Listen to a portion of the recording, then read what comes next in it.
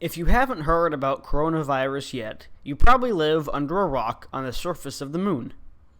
Just in case, CV-19 is a novel strain of a relatively common disease that recently emerged in China and has since spread rapidly to more than 30 countries worldwide.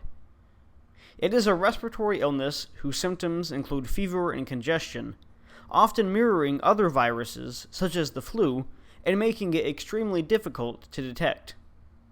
But this video isn't about the virus itself, rather where it came from and what implications it has for wildlife conservation worldwide. Wuhan is the most populous city in central China, boasting a population of over 11.1 million people, and is a hub for travel and scientific innovation. It is also a hub for wildlife trade, both legal and illegal. Animals such as civet cats, peacocks, bats, turtles, and critically endangered pangolins are frequently sold here as pets or for their meat and body parts. The scale of this industry in Asia had remained largely hidden from the public eye until CV-19 began to spread. Why? Because this disease originated in an animal reservoir and was only transmitted to humans in the first place due to unsustainable and unregulated wildlife management. When the first cases began popping up in early December, Chinese officials were quick to realize that the origin of the virus was rooted in a live animal and seafood market in Wuhan. While the specific species that transmitted the disease remains unclear, researchers are confident that the virus likely made its way from bats to pangolins to humans. And so now, after centuries of relative apathy, the general public is finally interested in the international wildlife trade. Topped only by arms and drugs, wildlife is the third largest illegal market on the planet, and a significant portion of the demand is driven by Asian consumers. While this has been the case for as long as the wildlife market has existed, the issue had never really stepped onto the world stage until CV-19 appeared.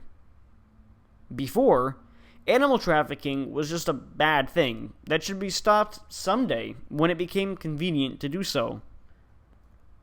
Species being pushed to extinction due to insufficient conservation efforts and exploitation by the wildlife trade was unfortunate but inevitable. Suddenly, the global economy is sent into a downward spiral as people cower in fear of a new epidemic, and millions are realizing the importance of proper wildlife management. The Chinese government has recently shut down nearly 20,000 wildlife farms throughout the region, and is pushing harder than ever before to ensure that these facilities and the animals within them remain contained. Global news outlets are pouring out content about endangered species conservation and the Asian wildlife market, and more casual conversations are being had regarding these issues. In some strange way, coronavirus is opening a door for an important lesson to be learned. Perhaps if we would have recognized and acted on the need for sustainable wildlife management sooner, this disaster wouldn't be happening right now. Or maybe it still would. But what we do know for certain is that our inattention to wildlife management has precipitated one of the most significant disease outbreaks of the 21st century, and it looks like things are just getting started. No matter what happens from this point forward, let's agree as a society to recognize the need for sustainable wildlife management on a global scale, and not slip back into apathy once this crisis has run its course.